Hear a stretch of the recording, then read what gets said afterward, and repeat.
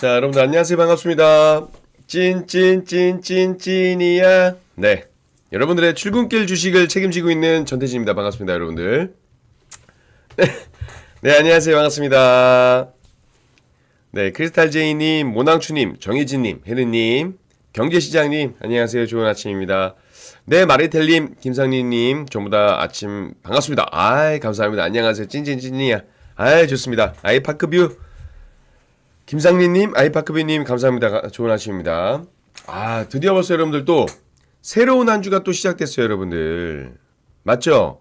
새로운 한 주가 또 시작이 됐고, 어찌됐건 지난주는 또 지난주대로 또 잘 견뎌왔고, 또 수익을 내왔으니까, 이번 주도 한번 파이팅 한번 해보도록 하겠습니다. 네, 삼천리님 반갑습니다. 자, 이번 주에 시작하기 전에 제가 공지 하나만 해드릴게요. 내일도 여러분들 제가 같이 하잖아요. 그죠? 매일 제가 7시부터 7시 반까지 하는데, 내일은 제가 또 한국경제TV 와우넷 홈페이지를 통해서 장중 공개 방송을 합니다. 9시부터, 그러니까 8시부터 장마감 3시 반까지 여러분들과 함께 또 장중 공개 방송을 할 예정이니까 오셔가지고 또 많은 도움 받으시고, 많은 공부 같이 하시고, 또 수익 내는 그런 하루가 되시기 바라겠습니다. 네, 김선봉님, 튼튼아버지님, 네, 라인님, 디즈님, 디노시님 반갑습니다. 좋은 아침입니다. 네, 이경혜님 반갑습니다. 찐이야 안녕하세요. 반갑습니다. 자, 오늘도 마찬가지로 주말 동안 있었던 이슈들, 그리고 오늘 그러면 어떤 종목들을 보면 좋을까, 이런 종목들 섹터 이런 공부를 같이 한번 해보도록 하겠습니다. 네, JH팡님 감사합니다. 자, 오늘은 시간이 될지 모르겠습니다. 오늘 준비한 내용들이 상당히 많은데 일단 빠르게 한번 진행 한번 해볼까요? 만약에 못하는 내용들, 조금 시간이 부족하게 되면 제가 제 개인 유튜브 채널을 통해서, 나머지 내용들을 한번 올려드리도록 하겠습니다. 그러니까 제 개인 유튜브 오셔가지고 좋아요, 구독, 알림 설정 부탁드리도록 할게요. 부탁드려요. 네. 한번 해보겠습니다. 이 친구잖아. 네. 이 친구자님. 네. 화이팅입니다. 자, 바로 한번 출발해 보도록 하겠습니다. 자, 일단 미징 씨는 제가 차트를 보면서 계속 최근에 차트를 보면서 좀 말씀드리고 있는데, 왜냐면 기술적으로 이 체크를 좀 같이 해드려야 되지 않을까 싶어가지고 말씀드리고 있습니다. 자, 지금 보시면 다우존스 같은 경우는요, 그러니까 미징 씨는 혼조세 마감을 했습니다. 주말 동안. 보시면 근데 이렇게 지금 박스권의 형태를 보여주고 있다는 얘기죠. 우량주, 그러니까 대형주 30개 종목군들 중에서 이제 기술주를 제외하고 지난주는 강하게 좀 떨어졌다가 기술주가 좀 지켜주는 흐름들을 보여줬지만 주말 동안은 기술주도 같이 떨어졌어요, 여러분들. 그래가지고 지금 이렇게 박스권의 흐름들을 보여주고 있다라고 보시면 좋을 것 같고요. 주말 동안은 좀 애매했습니다. 나스닥 같은 경우, 기술주 같은 경우들은 그래도 좀 자리를 지켜주는 모습들을 보여주었는데, 우량주라든지 S&P 500 같은 경우들은 생각보다는 강하게 나오는 모습은 아니었습니다. 그쵸? 보시다시피. 자, 그러면 여기서 우리가 좀 주목해서 봐야 될 건, 저는 개인적으로 필라델피아 반도체 지수를 좀 많이 보는데, 반도체 지수가 어쨌든 약보합으로 하락 마감을 했어요. 물론 이제 아래 꼬리를 달아준 모습들은 있습니다. 그죠? 눈이 작아진 게 아니고요. 제가 난시가 심하다 보니까 렌즈가 좀 도수가 세요. 그래가지고 안경 쓰면 이제 오목렌즈 현상으로 작아 보입니다. 네, 박인선님 안녕하세요. 렌즈를 껴야겠네. 그죠? 렌즈를 껴가지고 눈을 좀 크게 해드려야겠어요. 네. 어쨌든 이렇게 말씀드리고, 자, 포인트만 좀 말씀드릴게요.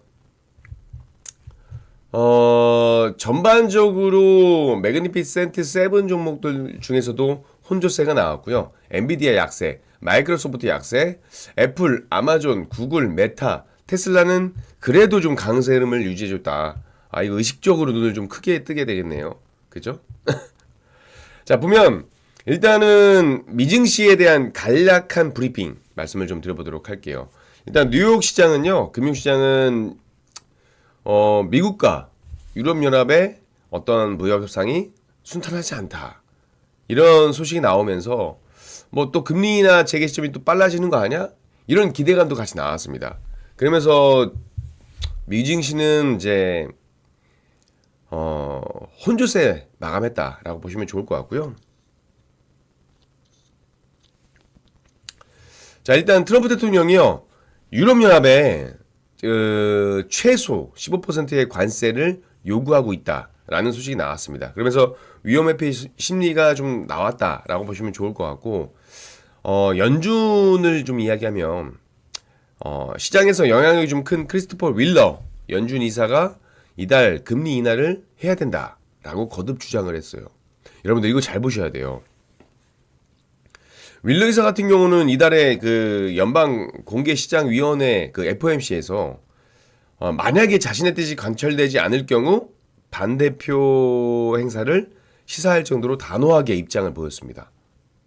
그러니까 금리 인하를 미룰 만한 실질적인 이유가 없다라는 거예요. 그러니까 지금 해야 된다. 금리 인하를 지금 해야 된다라고 이야기한 거고, 굴스비 총재 같은 경우도 관세에 이제 물가가 반영이 되기 시작했다라고 이야기했습니다. 그러면서 우리는 조금 조심스러워졌다. 우리가 누군지 모르겠습니다. 우리는 누군지 모르겠습니다만 어찌됐건 연준의 몇몇 인사들이 이제 슬슬 금리 인하에 대한 부분들을 재촉하고 있다는 거예요. 결국 지금 미국이 관세에 대한 부분들 있잖아요. 그죠? 뭐 미국과 유럽연합 간의 어떤 양측이 관세에 도달을 한다 하더라도 이겁니다. 뉴욕 증시 브리핑. 관세에 대해서 어떻게 도달한다 하더라도 결국 10% 이상의 관세는 나올 거라는 거죠. 이게 중요해요. 근데 중요한 건 뭐냐? 이게 당초 우리가 생각했던 예상보다 더 높은 관세율이라는 게 문제인 겁니다. 아, 설마 이 정도 하겠어? 라고 했던 관세율이 적어도 10% 이상에서 나올 거란 이야기예요. 그래서 지난 주말 미증시는 딱 이렇게 미증시 혼조세 마감, 유럽과 미국 간의 무협상 지지부진, 유럽연합의 최소 15% 관세 요구, 윌러, 굴스비 금리 인하 주장했다. 뭐 이렇게 보시면 좋을 것 같아요. 근데 이거 왜 중요할까요, 여러분들? 왜 중요해요, 여러분들? 왜 중요해요? 자, 여러분들 좋아요 한 번씩 눌러주시고 보세요. 우리나라가요 유럽과 크게 다를 바가 없어요. 그러면 한미 관세는 어떻게 진행될 것이냐? 유럽연합이 미국과 이렇게 협상이 되고 있다라고 한다면 우리나라도 거기서 크게 벗어나지 않을 거란 이야기입니다. 네, 김대자님 안녕하세요. 자, 이것도 기사 내용을 좀 간단히 브리핑 좀 해드리면, 지금 트럼프 행정부에서는 높은 관세를 기준으로 해서 새로운 무역 규범을 만들려고 하는 겁니다. 그러니까 새로운 어떤 그 가이드라인을 만드는 거예요. 한국이 그래서 노력을 한다 하더라도요, 방금처럼 유럽연합이 15%의 관세에 대한 부분들 이야기했잖아요. 그래서 우리나라도 마찬가지로 두 자릿수 관세율을 피하기가 쉽지 않다라고 이야기를 해요. 누가? 트럼프 1기 행정부 때 한국과 무역 협상을 했던 전직 그 미국 당국자가 이야기했습니다. 마이클 비먼 이제 이게 미국 무역 대표부입니다. USTR이 미국 무역 대표부인데, 이분이 뭐라고 했냐면 어떤 그 팟캐스트에서, 물론 이제 이 사람이 정답은 아니겠지만 어찌됐건 지금 트럼프 대통령의 어떤 성공적인 합의다. 그러니까 한미 간의 성공적인 합의다고 할 수 있는 관세가 15에서 18%라고 전망을 하고 있습니다. 지금 상호 관세가 25%잖아요. 근데 거기서 한 7% 혹은 10% 정도, 7에서 10% 정도 떨어진 거라고 볼 수 있는데, 이 정도가 딱 성공적이라고 이야기를 해요. 그리고 이건 중요한 건 뭐예요? 상호 관세 외에 품목별 관세 완화가 될 수 있다. 이런 가능성도 이야기했는데, 중요한 건 지금 이 관세는 평균입니다. 평균. 그냥 일반적으로 우리가 생각하는 관세율이에요. 자동차, 철강, 알루미늄, 여기에 대한 품목별 관세는 일부 조건이 완화될 수도 있겠죠. 왜? 조선, 이런 우리가 내세울 수 있는 카드들이 있잖아요. LNG라든지. 그런 것들은 이제 별개의 문제들이고, 어찌됐건 지금 이 한국과 미국과의 관세가 한 15에서 18 정도 나올 것이다 라고 이야기를 하고 있고, 관세, 품목별 관세 이런저런 이야기 나지만 어쨌든 그럼에도 불구하고 관세율이 높은 건 사실이라는 거죠. 우리나라뿐만이 아니고 모든 국가가 마찬가지입니다. 일본도 마찬가지라고 저는 보고 있어요. 그죠? 일본과 유럽연합이 거의 한국과 같은 처지라고 보시면 좋을 것 같고, 결국 10에서 20% 사이 어디 언저리에 정착이 되지 않을까 이런 생각을 하고 있습니다. 그러니까 좋지 않죠. 그리고 이런 조건들이 결국 미국에서 원하는 조건들을 안 채워질 경우에는요. 8월 1일 관세가 부과될 겁니다. 25%. 우리나라 입장에서는 어쨌든 25%를 받을 거냐. 그죠? 그리고 기브앤테이크를 하고 제가 이렇게 말씀드렸어요. 절대 윈윈할 수 있는 거래는 안 될 거다. 맞죠? 절대 윈윈은 뭐 안 될 겁니다. 어쨌든 이런 부분들을 좀 본다라고 한다면 우리도 10에서 20% 안에 있는 그 관세는 좀 생각해 봐야 되지 않을까. 유럽연합 같은 경우가 15%면 우리는 그래도 최소 15를 보고 가야 되지 않을까. 이런 생각을 좀 하고 있습니다. 물론 이제 자동차 산업이라든지 뭐 품목별 관세에 대해서는 우리가 LNG나 뭐 조선 이런 카드를 활용해서 제한을 할 수 있는 정도는 되니까 일단은 뭐 이 정도 될 거다라고 우리도 전망을 해놓고 그리고 봐야겠죠. 왜 여러분들 이걸 왜 우리가 볼까요? 스트레스 받아, 그죠? 근데 왜 봐야 되냐면 이 관세에 대한 부분들, 의약품 혹은 반도체에 대한 그 관세에 대한 부분들을 보고 나야 우리나라 지수의 어떤 방향성을 알 수가 있잖아요, 그죠? 그렇기 때문에 봐야 되는 겁니다. 자, 이번 주 체크 포인트 말씀 한번 드려볼게요. 벌써 12분이에요, 여러분들. 자, 좋아요 한 번씩 눌러주시고. 자, 일단 이번 주에 체크할 만한 중요한 이벤트는 딱 정해놨습니다. FOMC 통화정책 방향 주목해야겠죠. 그리고 이 FOMC의 통화정책을 결정할 수 있는 고용지표와 소비경제 지표를 봐야 될 겁니다. 그리고 빅테크 기업들의 실적. 이번 주는 개인적으로 지난주도 그렇고 참 죄송해요. 지난주도 되게 중요한 일정이 많다라고 했는데 이번 주도 중요해요. 왜? 빅테크의 실적이 발표되기 때문입니다. 이거에 대해서 나중에 말씀드릴게요. 그리고 파월 연준 의장의 발언이 중요하죠. 대박반야님 반갑습니다. 자, 간단하게 한번 훑어볼까요, 우리? 7월 22일 날, 그러니까 다음 주에 파월 연준 의장의 연설이 있어요. 그 컨퍼런스에서 통화정책 관련된 이야기가 나올 거라고 저는 보고 있고요. 그리고 트럼프 대통령이 계속 파월 의장 해임해야 된다.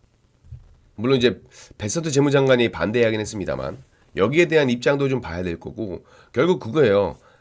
페드의 어떤 독립성이 유지되고 있느냐. 여기에 대한 의구심들이 상당히 많습니다. 아마 거기에 대한 답변도 하지 않을까. 그래서 시장 불확실성에 대한 부분들을 어떻게 잠재우지 않을까라고 생각이 되고 있고 그리고 6월 기존주택 판매 지표 봐도 발표가 됩니다. 부동산의 그 수요 흐름, 금리 민감도 증시에는 뭐 굉장히 뭐 중요한 내용들은 아닌데 어찌됐건 지표들이니까 봐야 될 거고 그리고 또 고용지표, 소비지표 발표가 되겠죠. 뭐 주간 실업수당 청구 건수, 뭐 S&P 서비스업, PMI 예비치, 뭐 신규주택 판매 이런 것들을 봐야겠죠. 그게 왜 봐요? 노동시장하고 민간 소비가 어느 정도 회복이 되고 있느냐 이런 걸 봐야 될 거고 그리고 뭐 6월 내구재 주문 발표 이런 것들까지는 뭐 굳이 안 챙겨보셔도 됩니다. 왜? 근데 여러분들 이런 것도 여러분들이 굳이 챙겨보실 필요가 없어요. 왜 그럴까요? 왜 그럴까요? 제가 매일 아침 7시부터 7시 반까지 여러분들과 함께하고 있잖아요. 그러니까 여러분들은 굳이 찾아보실 필요 없습니다. 제가 방송마다 매일 말씀드리도록 할게요. 아시겠죠? 자, 그러니까 어쨌든 연준 파월 의장의 발언을 좀 봐야 될 거고요. 그리고 실적 발표, 빅테크 실적 발표. 자, 이번 주 코카콜라, 그죠? 그리고 제너럴 모터스, 텍사스 인스트루먼트, 그리고 IBM, 알파벳도 중요한데 우리는 뭐가 더 중요하냐? 바로 테슬라입니다. 그리고 인텔, 그리고 국내 기업으로는 뭐 있어요? 삼성 바이오로직스, 삼바, SK하이닉스, 현대, 뭐 KB금융 왜 봐야 돼요? 금융지주 봐야죠. 하나금융지주, 신한지주 이런 거 봐야죠. 그리고 HD현대중공업, 삼성중공업, 조선, LG생활건강. LG생활은 왜 봐요? 한알령. 지금 제가 말씀했던 그 한알령, 반도체 뭐 조방원 여기에 대한 기업들이 이번 주에 쭉 나옵니다. 기아, LG엔솔, 두산에너빌리티 막 쭉 나와요. 근데 중요한 건 뭐다? 실적에 대한 부분들보다는 향후 가이던스. 미국도 마찬가지예요. 다음 가이던스. 이게 중요해요. 아시겠죠? 그리고 미국 기업들 같은 경우도 관세에 대한 부분들이 영향이 전가가 됐느냐 소비자한테 여기까지 보시면 좋을 것 같습니다. 아시겠어요 여러분들? 자 이제부터 좀 디테일하게 들어가겠습니다. 포인트만 좀 이렇게 말씀드리고 자 일단은 뭐 엔비디아는 뭐 누가 뭐라 해도 아무런 문제가 될 게 없죠. 그쵸? 엔비디아 너무 강해요. 파주치세 엔비디아 이런 이야기를 들었으니까 디지님 반도체요? 근데 결국 주문형 반도체라고 하면 그 보통 이제 SRC 말씀하시는데 반도체는 전 좋을 거라고 봅니다. 좋을 거라고 봐요. 이거 제가 좀 이따가 말씀드릴 거예요. 한 번 더 쭉 말씀드릴 겁니다. 자, 엔비디아 전 좋다라고 보고 있습니다. 그쵸? 이거 하나 말씀드릴게요. 아까 연준에 대한 이야기를 좀 드렸었는데 참고로 지금 파월의장 관련해가지고 미국 대통령 트럼프 대통령이 뭐라고 했어요? 기준금리 인하 기대에 부응하지 않고 있기 때문에 파월의장의 해임을 검토하고 있다고 얘기했습니다. 근데 스콧 베센트 재무장관이 이런 이야기를 했어요. 지금 파월의장을 해임하는 건 역효과가 날 수 있다. 잘 보셔야 돼요, 여러분들. FOMC 회의에서 어찌됐건 연준 인사들이 그 연내 2번 금리 인하를 할 거다라고 시사를 했습니다. 그쵸? 그리고 지금 시장 같은 경우도 경제 정책에 대한 부분도 있을 때, 우리가 흔히 얘기하는 트럼프에 대한 관세 정책이 시장에 별로 영향이 없네? 라고 느끼고 있단 말이에요. 그만큼 미국 경제도 탄탄하고 괜찮아요. 근데 이 상황에서 베센트 재무장관이 굳이 해고할 필요가 없다라는 거죠. 굉장히 전 똑똑하다라고 보고 있는데 역효과를 낼 필요가 없다라는 거예요. 그리고 해지한다 하더라도 파월 의장이 소송을 걸게 되면 내년 해임 때까지 재판이 길어지기 때문에 의미가 없다라는 겁니다. 중요한 것보다 제가 보고 있는 건 딱 두 가지입니다. 제가 이 기사를 보고 느낀 건 딱 두 가지예요. 연내 2번의 금리 인하 그리고 미국 경제가 탄탄하답니다. 그러니까 미국은 경기 침체 우려가 이제 완화가 된 거고 관세에 대한 부분들이 그렇게 큰 신경을 안 쓸 정도의 시장이라는 얘기예요. 그리고 두 번째는 연내 2번의 금리 인하를 할 거다. 이거에 대한 포인트를 가져야 되지 않을까 생각하고 있습니다. 자, 어찌됐건 엔비디아가 좋았지만 SK 하이닉스가 뭐 떨어졌다. 삼성전자 올랐다. 뭐 골드만삭스에서 리포트를 안 좋게 냈다. 뭐 그리고 언론에서 보면은 뭐 길게 보게 되면 H뱅 그래도 SK 하이닉스지만 뭐 지금 당장은 삼성전자가 이익이지 않을까. 뭐 이런 얘기까지 하고 있습니다. 이건 나중에 한번 얘기를 드리고 뭐 삼성전자 좋죠. 근데 결국에는 삼성전자와 SK 하이닉스 두 개 다 좋아야 돼요. 우리나라 시장은. 보셔야 될 거고. 자, 미국 증시는 테슬라, 엔비디아까지 봤으니까 테슬라 보겠습니다. 자, 주말 테슬라는 3% 정도 상승 마감을 했어요. 보시면 기술적인 지표를 본다 하더라도 저는 지금 개인적으로 테슬라의 위치가 상당히 좋다. 이건 기술적으로 보는 거예요. 기술적인 지표상에서 봤을 때 괜찮네. 왜? 테슬라가 실적 발표에 대한 부분들이 분명히 있어요. 근데 테슬라가 보면 실적이 정말 바닥을 찍었나 보다. 인도 시장에 진출하는 것도 어떻게 보면 이제 부정적인 것보다는 긍정적인 요소들이 더 많지 않을까 이런 이야기를 하고 있는 겁니다. 네, 백두님 안녕하세요. 반갑습니다. 그래서 이걸 좀 봐야 돼요. 미국 같은 경우가 이제 이번 주에 제가 아까 말씀드렸죠. 테슬라와 알파벳을 시작으로 해서 이제 실적 발표가 또 나오게 시작합니다. 그래서 미국도 결국 지금 이번에 주목할 수밖에 없는 거예요. 테슬라라든지 알파벳의 어떤 실적에 대한 부분들. 특히나 매그니피센트 7 중에서 첫 주자고 스타트고 시장에서는 이제 이 두 기업을 포함해가지고 매그니피센트 7 실적이 거의 솔직히 이거는 사실이죠. 미국 증시의 어떤 방향성을 좌우할 거라고 보고 있습니다. 근데 최근에 넷플릭스 실적 발표를 보시면 알겠지만 좋았어요. 그죠? 넷플릭스가 2분기 매출하고 순이익도 전망치를 상회했는데 오히려 다음날 주가는 5%였나요? 급락했습니다. 세론으로 작용했다라는 거죠. 혹은 향후 가이던스에 대한 부분. 달러 약세가 결국 실적 개선의 주요 원인이었다라는 평가가 나오고 있지만 시장은 향후 그 환경에서 불확실성에 주목한 거예요. 자, 달러 약세가 실적 개선의 주요 원인인데 이것들도 마찬가지로 지금 거시적인 부분에서는 안 좋은 부분들이잖아요. 그렇게 보시면 좋을 것 같아요. 근데 이게 웃기죠. 테슬라는 어찌됐건 이런 부분들 때문에 올라갔다라고 보는데 지난주에 2차전지 관련된 종목들이 굉장히 강했습니다. 제가 여러분들한테 이렇게 말씀드렸어요. 지금의 2차전지는 하방 경직에 대한 부분들이 나왔고, 그리고 결국 코스피와 코스닥이 올라가기 위해서는 반도체와 2차전지와 제약바이오가 견조하게 지켜줘야 됩니다. 얘네가 막 시장을 끌어간다라고까지는 아니어도 견조하게 유지를 해줘야 나머지 종목들이 올라갈 때 탄력적으로 올라갈 수가 있어요, 지수가. 근데 지난주 2차전지 정말 강했어요. 심지어 제가 여러분들 2차전지 저는 개인적으로 손은 안 가지만 하방 경직에 대한 부분은 나왔다라고 말씀을 좀 드렸죠.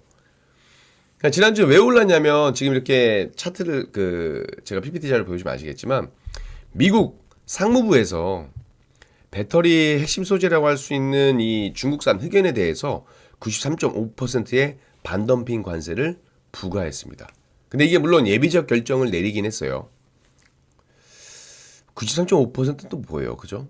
93.5%, 94%면 94%지. 그죠? 근데 보면 중국 정부가 미국 자국 흑연 업계에 불공정하게 보조금을 지급하고 있다라고 판단을 했고, 결국 중국산 수입 흑연에 대해서 예비적 결정을 내렸고요. 물론 최종 결정은 12월 5일까지 이제 내려질 거라고 이야기 나왔습니다. 여러분들 93.5%의 반덤핑 관세가 추가가 되면요. 미국 시장에서 예를 들어서 중국산 흑연에 실질적으로 부과되는 관세는 150% 이상이에요. 대략 한 160%로 보고 있습니다. 그 반덤핑 관세는 이게 뭐예요? 그러니까 과연 반덤핑 관세는 뭘까? 그러니까 외국 물품이 정상 가격 이하로 판매됐을 때, 그래서 자국 산업에 피해를 줬을 때 정상 가격과의 그런 차액 범위 내에서 관세를 부과하는 무역 구제 제도가 바로 이 반덤핑 제도거든요. 여튼 이 소식에 지난주 금요일 날 국내 증시는 2차전지 관련된 종목들이 굉장히 좋았습니다. 포스코 퓨처엠 같은 경우는 전일 대비 한 19.59%, 20% 가까이 올랐고요. 관세 여파로 인해서 결국 중국산 응급제 가격 경쟁력이 일부 상실되면서 아마 그만큼 또 국내에서는 유일하게 이제 응급제를 생산하고 있는 이 포스코 퓨처엠이 호재로 작용된 게 아닌가 이렇게 생각을 하고 있습니다. 자, 그 얘기는 뭐예요? 일단 2차 전지에 대한 하방 경직은 나왔지만 지난주 금요일 날 올라갔던 이유 중에 하나는 이 반덤핑 관세에 대한 부분들이 컸다라는 겁니다. 그래서 어쩌면 단기 변동성으로 움직일 가능성도 있다라는 거예요. 그래서 이런 부분들은 좀 같이 활용을 좀 하셔야 될 것 같고요. 예전에 이 밖에도 시간이 너무 빨리 가네. 이 밖에 중국 리튬 기업들도 감산에 돌입하면서 리튬 가격이 올라갔잖아요. 제가 말씀드렸죠. 리튬 가격이 지난 4월 이후로 높은 수준까지 올라가니까 어떤 종목이 올랐어요, 여러분들? PI 첨단 소재도 올라갔죠. 코스모 화학도 올라갔죠. 화학주들이 강했고, 그리고 흑연 반덤핑 관세가 나오면서 어떤 종목들이 강했어요? LG엔솔, 삼성 SDI, SK온, 그리고 포스코 퓨처엠 이런 종목도 올라갔습니다. 근데 우리가 너무 좋은 것만 보는 걸 수도 있어요. 만약에 여러분들 진짜로 이렇게 관세가 부과된다라고 봤을 때요. 물론 2차 전지의 가장 큰 중요점은 캐즘이겠죠. 캐즘인데 흑연에 대략 93.5%의 반덤핑 관세가 추가되면 미국 시장에서 실질적으로 부과되는 관세가 150% 이상이라고 했습니다. 160%의 부과 가능하다고 했어요. 이 고순도 흑연은요. 거의 전량을 중국에서 생산하고 있습니다. 이게 중요한 거예요. 그러면 전기자동차 가격이 결국 지금 시장에서 예상하는 건 $1,000 이상 쉽게 오를 수 있다고 봅니다. $1,000 이상이면. 그리고 오는 9월 30일 날 어떻게 돼요? 최대 $7,500에 달하는 전기차 세액공제도 폐지될 예정이에요. 그러면 어떻게 되겠습니까? 세액공제도 폐지가 되고 흑연 가격도 오른다? 그러면 전기차가 가격이 오를 수밖에 없어요. 이것도 우리가 좀 예상은 해봐야 됩니다. 그러면 전기차 가격이 높게 형성이 되면 전기차를 누가 살까라는 부분들도 보셔야 되지 않을까 이렇게 생각을 하고 있습니다. 자, 아유 빨리 여기 지금 글로벌 증시 여기까지 해서 됐는데 이 정도 벌써 갔네요. 간단하게 그러면 어쨌든 우리 증시는 어떤 걸 봐야 돼요? 정부 정책에서 기반되는 종목들을 좀 봐야 된다. 왜냐? 일단은 이번 주부터 소비 쿠폰, 그죠? 소비 쿠폰이 나오게 될 거고요. 뭐 반도체, 신규 상장주까지 설명을 좀 드렸는데 그게 시간이 안 될 것 같으니까 뭐 중요한 것만 말씀드릴게요. 지금 주방은 괜찮은가가 지난주 제가 지난주 말 후반부에는 지금 주방원에 대한 얘기를 많이 말씀드렸어요. 지주, 금융, 조선, 방산, 원전. 근데 오늘은 조선에 대한 이야기를 좀 들어보겠습니다. 왜냐면 지난주 금요일날 보니까 조선에 대한 이야기를 좀 여쭤보시는 많더라고요. 그래서 좀 말씀드리면 자 일단 저는 좋습니다. 중장기적으로. 특히나 하나오션 같은 경우가 미국 조선 시장을 진출하기 위해서 그 필라델피아 조선소를 인수를 했죠. 근데 여기에서 지금 미 해군 사업 참여를 위한 입찰 절차에 돌입했다라는 기사가 나오고 있습니다. 그래서 입찰을 성공하게 되게 되면 한미 간의 이제 국방 분야 조선 협력이 본격적으로 시작되는 거다라고 보시면 좋을 것 같아요. 물론 구체적인 내용에 대해서는 언급하지 않았습니다만 미국 해군 함정 사업에 참여하기 위한 어떤 필수적인 이 방산 라이선스 취득과 관련된 프로그램 참여가 논의되고 있다라고 전망을 하고 있습니다. 그러니까 결국 필리핀 선수가 미국 본토 해군 함정 수리나 건조 사업을 본격적으로 행사하기 위해서는 이 방산 라이선스가 꼭 필요하다라고 해요. 그래서 아마 이것들을 할 거고 지난해 어쨌든 지금 트럼프 행정부에서는 미국 조선업을 재건하겠다. 이게 주요 의제 중에 하나잖아요. 그리고 이를 위한 협력 대상으로 또 우리 대한민국이 된 거고 한국 기업들을 주시할 수밖에 없습니다. 맞아요, 여러분들? 그리고 한미 간세 협상에서 우리가 꺼낼 수 있는 카드기도 하고 그리고 뭐 간단하게 말씀드리면 일단은 미국의 노후 LNG 교체 수요가 증가되고 있다. 글로벌 국가적으로. 폐선이 늘게 되면 뭐가 기대가 돼요? 신조 발주가 가능할 것으로 기대가 되고 있습니다. 그래서 신조 발주도 증가할 거라고 보여지고 있고 이건 분석기관에 따르면 LNG 운반선이 2022년에 1척, 2023년 7척이 폐선됐습니다. 작년에는 8척이 폐선됐고 올해는 7월 초까지 봤을 때 지금 작년 전체 수준에 도달할 만큼의 어떤 그 폐선이 나오고 있다는 거예요. 그러니까 결국에 이런 것들이 폐선에 대한 부분에 나오게 되면 신주 발주에 대한 이야기 나올 거고 LNG선 세대 교체도 본격화가 되게 되면 LNG선 시장의 활기가 돌 수밖에 없다. 그쵸? 그러니까 이런 것들은 조선업에 있어서는 긍정적인 요소가 될 거다. 근데 중요한 건 뭐다? 조선업 종목이 몇 개 안 되긴 하지만 나는 근데 잘 모르겠는데 어떤 종목 사야 되지? 뭐 삼성중공업 사야 되나? 조선이면 해운주 사야 되나? 해운주는 사면 안 돼요, 여러분들. 지금 해운주는 그 이전에 대한 부분도 지금 안 좋은 기사가 나오고 있습니다. 지금 해운주를 보는 게 아니고 조선은 어떻게 해요? 종목 선별이 어렵다면 ETF를 활용해라. 제가 지난주에 말씀드렸던 거예요. 반도체 2차 전지에 이어서 세 번째 업종 레버리지 상품이 나왔습니다. 제가 뭐 레버리지 영업하는 게 아니고 어찌됐건 지금 신한자산운용에서 조선 탑3 플러스 레버리지 ETF가 상장을 한다고 해요. 그러면 뭐예요? 이 ETF는요 국내 조선업계 대표 기업들하고 밸류체인 기업들의 포트폴리오로 구성되어 있습니다. 하나오션, 삼성중공업, HD 한국조선해양 이 세 개 종목의 비중이 60% 이상이 된다라고 해요. 그래서 종목 모르시면 활용하세요. 어렵지 않습니다. 아시겠죠? 그리고 원전에 대한 이야기도 있는데 원전 간단하게 좀 볼게요. 그러니까 오늘은 조선과 원전 이 종목들이 좀 중장기적인 관점에서 좀 좋다라고 말씀을 드리는 겁니다. 원전 르네상스 그리고 글로벌 국가들의 탈원전 추세가 이어지고 있고 일본 같은 경우도 지금 26년 만에 원전을 짓는다라고 합니다. 아시겠죠? 그리고 에너지입니다. 죄송해요. 에너지 부처 관련 부처 장관 후보자들이 원전에 대한 필요성, 중요성을 부각하기 시작했습니다. 그러면 정책주로 드라이빙이 걸릴 가능성이 높아요. 그러니까 원전 같은 경우도 여러분들 그냥 좀 긴 관점에서 보세요. 그러니까 물론 분명히 우리나라 지수는요 주도주가 돌아가고 있습니다. 주도주 간의 순환매가 되고 있어요. 그리고 여기에서 개별 종목들은 트레이딩이 가능하신 분들만 보는 거고 그거 아니면 좀 길게 긴 호흡에서 보셔야 됩니다. 학신님 안녕하세요. 주말 사이 유튜브 썸네일들이 왜 이렇게 어두워졌을까요? 시장 하방에 대한 우려가 나오기 시작했습니다. 여러분들 걱정하지 마세요. 그 부분들 제가 매일매일 말씀드리도록 할게요. 아시겠죠? 네, 루아님 안녕하세요. 시간이 금방 갑니다. 오늘 방송은 여기서 마무리할 거고요. 제가 못다한 이야기는 제 개인 유튜브를 통해서 말씀드리도록 할 테니까 좋아요, 구독, 알림 설정 부탁드리겠습니다. 자, 여러분들 새로운 한 주도 파이팅 하시고 오늘도 성투하시길 바라겠습니다. 감사합니다.